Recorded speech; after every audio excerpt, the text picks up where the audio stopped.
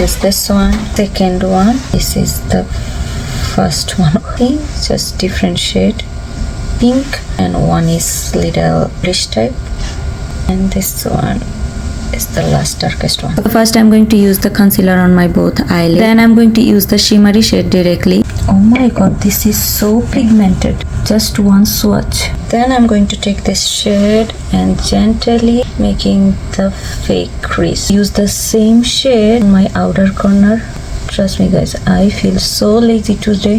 I think it's coming out nice because of this eyeshadow pigmentation is too good. And then I'm going to use the same eyeshadow for my lower lash. If I'm not looking at the mirror, this is little difficult for me.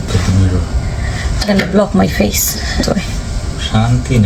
Then I just quickly did my lip and my eyelash, and that's it. This is my final look guys. I'm going to share the product link below. If you guys like it, you can get it from there. ভালো থাকবে সবাই। আসসালামু আলাইকুম।